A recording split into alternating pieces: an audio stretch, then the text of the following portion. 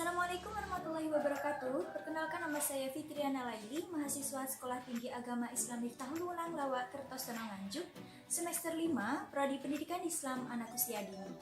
Kali ini saya akan mempresentasikan makalah saya yang berjudul Konsep Dasar Manajemen Pendidikan untuk memenuhi salah satu tugas mata kuliah Manajemen Penyelenggaraan Raudatul Atfal oleh Bapak Roni Harsoyo, MPD.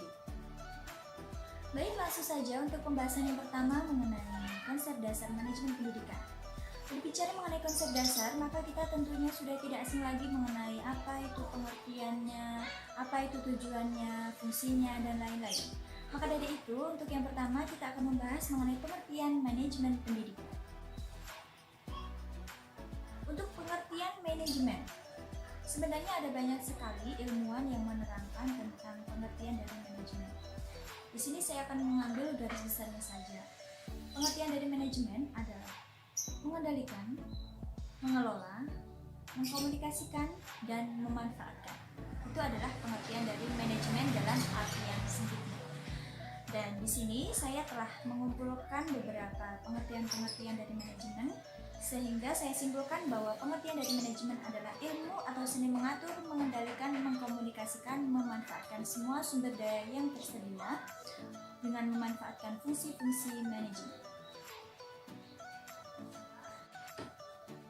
Kemudian untuk pengertian dari pendidikan, di sini saya mengambil dari Undang-Undang Sistem Pendidikan Nasional Nomor 20 Tahun 2003 Pasal 1 dan 2. Pendidikan adalah usaha sadar dan terencana untuk mewujudkan suasana belajar dan proses pembelajaran agar peserta didik secara aktif mewujudkan, mengembangkan potensi dirinya untuk memiliki kekuatan spiritual, keagamaan, pengendalian diri, kepribadian, kecerdasan, dan akhlak mulia, serta keterampilan yang diperlukan dirinya, masyarakat, bangsa, dan negaranya.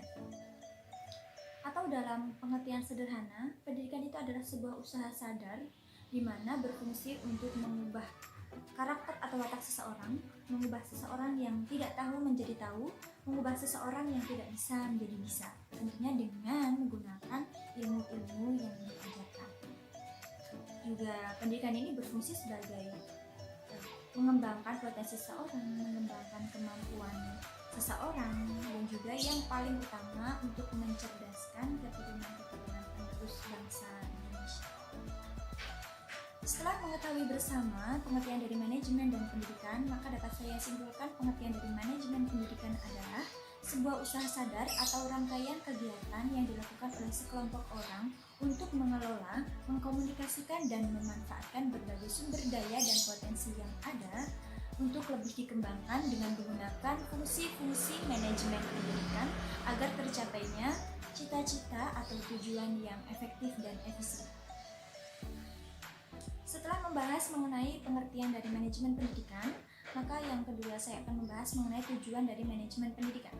Sebenarnya ada banyak sekali tokoh-tokoh yang menyatakan apa sih tujuan dari manajemen pendidikan itu. Namun pada presentasi saya kali ini saya akan membacakan menurut salah satu tokoh mengenai tujuan dari manajemen pendidikan. Yaitu menurut Kurniadi dan Makali, tujuan manajemen pendidikan antara lain adalah terwujudnya suasana belajar dan proses pembelajaran yang aktif, inovatif, kreatif, dan efektif. Kemudian terciptanya peserta didik yang aktif mengembangkan potensi dirinya. Terpenuhinya salah satu dari 4 kompetensi tenaga pendidik dan tenaga pendidikan. Tercapainya tujuan pendidikan secara efektif dan efisien. Terbekalinya tenaga pendidikan dengan teori tentang proses dan tugas administrasi pendidikan. Teratasinya masalah mutu pendidikan, dan yang terakhir terciptanya perencanaan pendidikan yang merata. Itu adalah menurut salah satu tokoh dari manajemen pendidikan. Kemudian untuk yang ketiga ada ruang lingkup manajemen pendidikan. Menurut salah satu tokoh yang bernama Baharudin, ruang lingkup manajemen pendidikan itu ada 8, yakni manajemen kurikulum, manajemen personalia, manajemen peserta didik, manajemen sarana dan prasarana, manajemen keuangan dan pembiayaan, manajemen administrasi, manajemen humas, dan manajemen layanan khusus. Kemudian di sini yang akan dibahas pertama kali adalah manajemen kurikulum. Apa sih manajemen kurikulum itu? Pengertian dari manajemen kurikulum adalah sistem pengelolaan atau penataan terhadap kurikulum secara kooperatif, komprehensif, sistemik, dan sistematik yang dijadikan acuan oleh lembaga pendidikan dalam rangka mewujudkan ketercapaian tujuan kurikulum atau tujuan pendidikan. Untuk lebih mudahnya, maksudnya di sini manajemen kurikulum adalah tempat untuk merencanakan, melaksanakan, dan melakukan penilaian terhadap kualitas dari belajar mengajar. Jadi di manajemen kurikulum ini erat kaitannya dengan tugas-tugas guru dalam mengajar serta erat kaitannya dengan proses belajar mengajar dengan anak-anak. Jadi di manajemen kurikulum ini yang mengatur kira-kira apa yang diajarkan oleh guru dan apa yang bisa dipelajari oleh murid serta menilai seberapa berhasilnya proses dari belajar mengajar itu tersendiri. Setelah manajemen kurikulum ada manajemen personalia. Apa sih manajemen personalia itu? Manajemen personalia adalah serangkaian proses kerjasama mulai dari perencanaan, perorganisasian, penggerakan, dan pengawasan dalam bidang personalia dengan mendaya gunakan sumber daya yang ada secara efektif dan efisien. Personalia di sini yang dimaksud adalah tenaga pendidikan yang ada seperti kepala sekolah, guru, dan lain sebagainya. Jadi, di manajemen personalia ini yang dibahas adalah proses kerjasama antara tenaga-tenaga pendidikan itu. Kalau di manajemen kurikulum tadi adalah yang dibahas mengenai pelaksanaan dari proses belajar mengajar. Kalau di personalia ini membahas secara keseluruhan yang melibatkan kerjasama tenaga pendidikan. Kemudian ada manajemen peserta didik. Dari namanya saja sudah ketahuan, yang dibahas pasti adalah peserta didiknya. Jadi kenapa sih harus ada manajemen peserta didik? Jadi bukan hanya guru saja yang diatur atau dikelola, tapi peserta didiknya juga. Manajemen peserta didik ini bertujuan untuk memanajemen para siswa-siswi agar kegiatan-kegiatan peserta didik ini dapat berlangsung dengan lancar, tertib, dan teratur, sehingga proses pembelajaran dapat berjalan lancar dan dapat memberikan kontribusi bagi pencapaian tujuan yang ditetapkan. Selanjutnya ada manajemen sarana dan prasarana. Apa sih manajemen sarana dan prasarana itu? Yaitu suatu kegiatan bagaimana mengatur dan mengelola sarana dan prasarana pendidikan secara efisien dan efektif dalam rangka pencapaian tujuan yang telah ditetapkan. Jadi, secara umum, proses kegiatan manajemen sarana dan prasarana itu meliputi perencanaan, pengadaan, dan pengawasan serta penyimpanan inventarisasi. Nah, proses penting ini dilakukan agar pengadaan sarana dan prasarana tepat sasaran dan efektif dalam penggunaannya. Jadi, kalau misalnya ada kayak sarana dan prasarana yang kurang itu supaya lebih terkoordinir lagi dan juga penyalurannya atau penggunaannya juga lebih efektif dan merata. Kemudian ada manajemen keuangan dan pembiayaan. Pastinya kita sudah tidak asing lagi kenapa yang namanya keuangan dan pembiayaan itu harus ada manajemennya atau pengelolaannya yang baik, yang rinci dan yang jelas. Jadi di setiap lembaga pasti ada yang namanya manajemen keuangan. Supaya apa sih kita tuh harus ada atau harus mempunyai yang namanya manajemen keuangan atau pembiayaan? Jadi dengan adanya manajemen ini diharapkan dapat mengelola keuangan yang baik dalam lembaga serta meningkatkan efisiensi penyelenggaraan pendidikan. Bayangkan saja ketika sebuah lembaga itu tidak mempunyai namanya manajemen pengelolaan keuangan, pastinya apa yang dibutuhkan dan apa yang diinginkan itu tidak ada bedanya.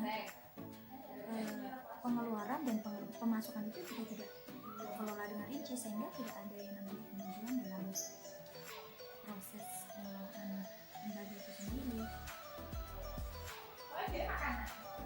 Adapun beberapa sumber keuangan dan pembiayaan pada suatu sekolah atau lembaga seperti secara garis besar dapat dikelompokkan menjadi 3, yaitu pemerintah, baik pemerintah pusat maupun daerah, kemudian dari orang tua atau peserta didik seperti paguyuban wali murid, kemudian yang terakhir ada masyarakat baik mengikat maupun tidak. Kemudian di sini ada manajemen humas. Apa sih manajemen humas itu? Manajemen humas merupakan sebuah fungsi dari manajemen yang diadakan untuk menilai dan menyimpulkan sikap-sikap publik, menyesuaikan prosedur instansi atau organisasi untuk mendapatkan pengertian dan dukungan dari masyarakat. Untuk lebih jelasnya, manajemen humas itu biasanya lebih familiar di sekitar kita itu adalah TU. Jadi hampir sama. Jadi pada intinya humas ini mengatur antara relasi lembaga dengan sosial maupun sosial dengan lembaga. Seperti itu sederhananya. Untuk yang terakhir dari ruang lingkup manajemen pendidikan ini adalah manajemen layanan khusus. Apa sih manajemen layanan khusus itu?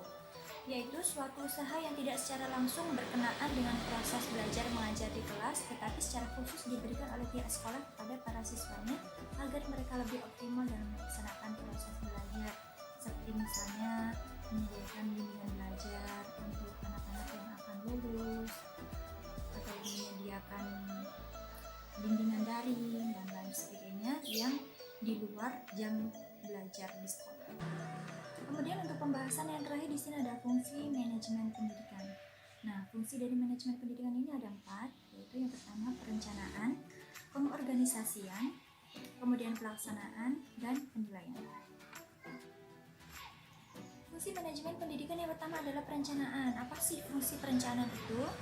Adalah sebagai pedoman pelaksanaan dan pengendalian, menentukan strategi pelaksanaan kegiatan, menentukan sebuah kerangka tindakan untuk mencapai tujuan tertentu.